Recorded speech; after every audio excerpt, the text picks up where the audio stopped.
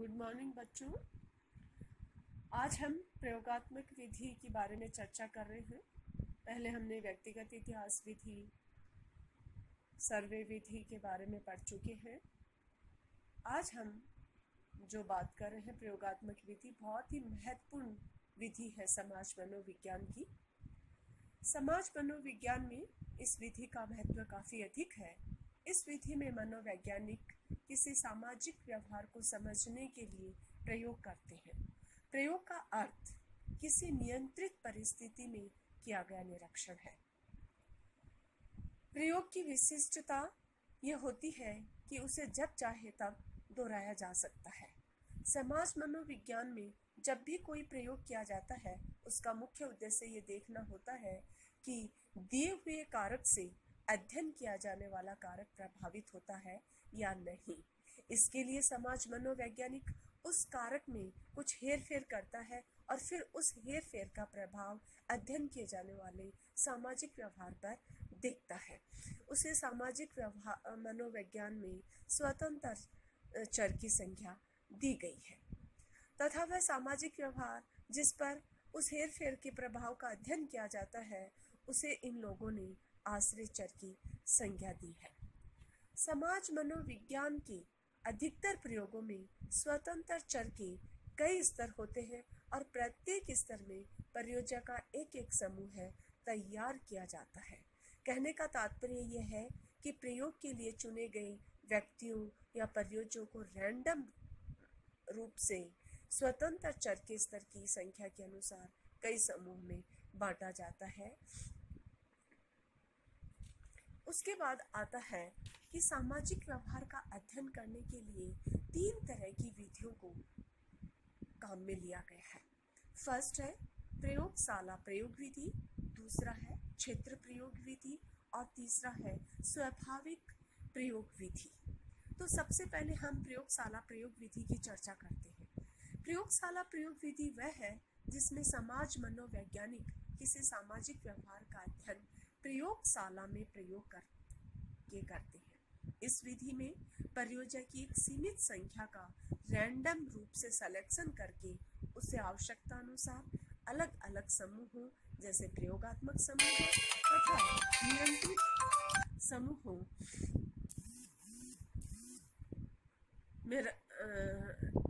नियंत्रित समूहों में बांटकर प्रयोग करते हैं। स्वतंत्र चर में जोड़ तोड़ या हेर फेर कर उसका प्रभाव आश्रित चर पर देखा जाता है। अन्य चरों को जिसका प्रभाव आश्रित चर पर पड़ सकता है परंतु उसके प्रभाव के अध्ययन में प्रयोगकर्ता की कोई रुचि नहीं होती है, नियंत्रित करके रखा जाता है। इसे बाह्य चर कहा जाता है। समाज मनोवैज्ञानिक इन दोनों चरों में कारण परिणाम संबंध के बारे में एक निश्चित निष्कर्ष पर पहुंच जाते हैं। इस तरह समाज मनोवैज्ञानिक जब प्रयोगशाला विधि द्वारा किसी सामाजिक व्यवहार का अध्ययन करते हैं तो वो एक सीमित परियोजों को रैंडम रूप से चयन करके प्रयोगशाला में एक कृत्रिम परिस्थिति का निर्माण करते हैं और फिर स्वतंत्र चर और आश्रित चर में कारण परिणाम संबंध स्थापित करते हैं। समाज मनोविज्ञान में प्रयोगशाला विधि के उपयोग को लाइबर्ट तथा बैरोन ने 1972 में प्रयोग किया और इस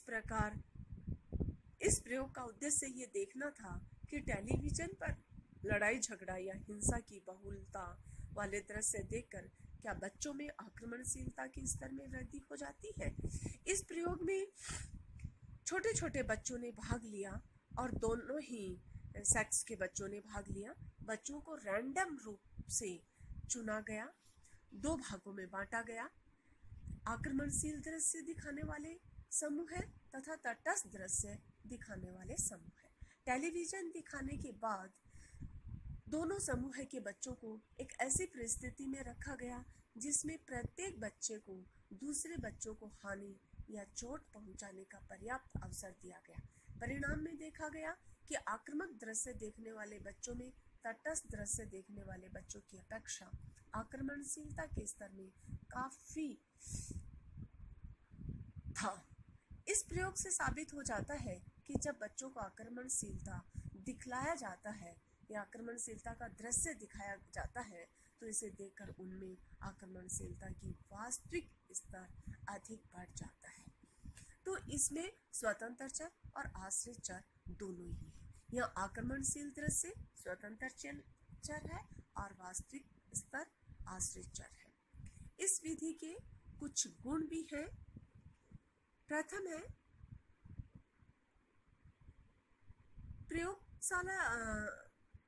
प्रयोग विधि में प्रयोग एक काफी नियंत्रित अवस्था में किया जाता है, इसलिए इसकी परिणामों की वैधता काफी अधिक होती है, जिसके कारण परिणाम अधिक निर्भर योग्य होते हैं। प्रयोग की अवस्था काफी नियंत्रित होती है, इसलिए प्रयोगकर्ता किसी प्रकार का पक्षपात और पूर्वाग्रह से ग्रसित नहीं होता है, जिसके कारण प्रयोगशाला प्रयोग में आत्मनिष्ठता नहीं होती है। प्रयोगकर्ता वैज्ञानिक प्रयोगात्मक डिजाइन का उपयोग कर अलग अलग तरह के पक्षपात जैसे प्रयोगकर्ता से संबंधित पक्षपात, परियोजना से संबंधित पक्षपात आदि को पूर्ण नियंत्रित कर लेता है। इस विधि में चरों को में जोड़ तोड़ संभव है, इसलिए प्रयोगकर्ता इस तरह से अपने आप को संतुष्ट कर प्रयोग को अधिक विश्वसनीय बना लेता है।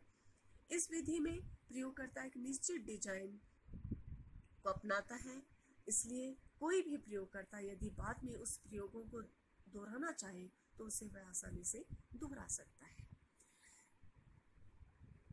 इस विधि से किए गए प्रयोग के परिणाम का सांख्यिकी विश्लेषण किया जाता है, इसलिए इसका परिणाम अधिक वस्तुनिष्ठ होता है।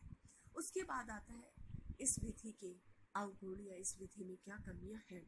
फर्स्ट है, इस विधि में सामाजिक व्यवहार का अध्ययन एक आर्टिफिशियल अवस्था में किया जाता है, क्योंकि प्रयोगशाला की परिस्थिति आर्टिफिशियल होती है, जिसका संबंध कभी कभी जीवन की वास्तविक परिस्थिति से न के बराबर होता है और इससे प्राप्त परिणाम वास्तविक हालातों से सही नहीं होता है। इसका मतलब ये हुआ कि इस विधि में वैधता, आंतरिक वैधता होती है, फिर भी बाह्य वैधता नहीं होती है।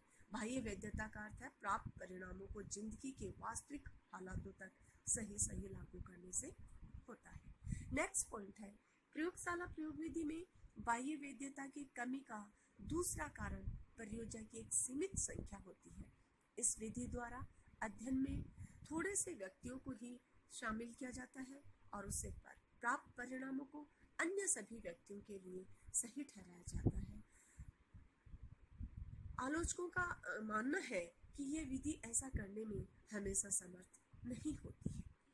नेक्स्ट पॉइंट है, सभी तरह के सामाजिक व्यवहारों का अध्ययन करना संभव नहीं है। जैसे यदि कोई समाज मनोवैज्ञानिक भीड़, युद्ध जैसे प्रभाव व्यक्ति के व्यवहार पर कैसा पड़ा है का अध्ययन इस विधि द्वारा करना चाहता है तो वह ऐसा करने में समर्थ नहीं हो पाएगा, क्योंकि प्रयोगशाला में भीड़ युद्ध की स्थिति पैदा नहीं की जा सकती है। सेकंड जो हमने विधि काम में ली है वो क्षेत्र प्रयोग विधि है। क्षेत्र प्रयोग विधि भी प्रयोगात्मक विधि की दूसरी प्रमुख उपविधि है, जिसका प्रयोग मनोवैज्ञानिक द्वारा अधिक किया जाता है। इस विधि की आवश्यकता कुछ ऐसे सामाजिक व्यवहार के अध्ययन में महसूस की जाती है जिसे प्रयोगशाला विधि द्वारा अध्ययन नहीं किया जा सकता है। भीड़, युद्ध, राजनीतिक आंदोलन, कुछ ऐसी सामाजिक परिस्थितियां हैं, ऐसी सामाजिक समस्याएं हैं जिनका प्रयोगशाला में अध्ययन नहीं किया जाता है। फिर भी समाज मनोवैज्ञानिक इन समस्याओं का अध्ययन करना चाहते हैं, जिसके कारण वे लोग क्षेत्र प्रयोग विधि को काम में लेते हैं। इस विधि में किसी सामाजिक व्यवहार का अध्ययन प्रयोगशाला में न करके वास्तविक परिस्थिति में, जिसे समाज मनोवैज्ञानिकों ने क्षेत्र कहा है, प्रयोगकर्ता इस वास्तविक परिस्थिति में स्वतंत्र चर में जोड़ तोड़ करता है तथा उसका प्रभाव आश्रित चर पर देखता है। फीसर ने इस क्षेत्र विधि के बारे में लिखा है, क्षेत्र प्रयोग में अनुसंधानकर्ता वास्तविक सेटिंग में स्वतंत्र चर को देकर या उसमें जोड़ तोड़ कर एक तरह से हस्तक्षेप करता है और बाद में आश्रित चर पर पड़ने वाले प्रभाव की माप करता है। इस तरह हम देखते हैं कि क्षेत्र प्रयोग विधि तथा प्रयोगशाला प्रयोग विधि बहुत कुछ एक दूसरे के समान है। क्षेत्र प्रयोग विधि का एक उदाहरण है, जैसे कोई समाज मनोवैज्ञानिक क्षेत्र प्रयोग करके ये देखना चाहता है कि क्या डर से व्यक्ति में संबंध प्रेरणा अर्थात एक दूसरे के साथ हो जाने की आवश्यकता तीव्र हो जाती है। इस प्रयोग में डर स्वतंत्र चर है तथा संबंधन प्रेरणा एक आश्रित चर है। मान लीजिए प्रयोगकर्ता ये निश्चित करता है कि वह इस प्रयोग में स्वतंत्र चर को 2 स्तर लेवल रखेगा, अधिक डर उत्पन्न करने वाली परिस्थिति तथा कम डर उत्पन्न करने वाली परिस्थिति। कुछ देर के लिए मान लिया जाए कि प्रयोगकर्ता को कॉलेज के 30 छात्र इस प्रयोग के लिए उपलब्ध होते हैं। प्रयोगकर्ता रैंडम तरीके से इन सभी छात्रों को 2 भागों में बांट देगा। एक समूह को अधिक डर उत्पन्न करने वाली परिस्थिति में रखेगा और दूसरे समूह को कम डर उत्पन्न करने वाली परिस्थिति में रखा जाएगा।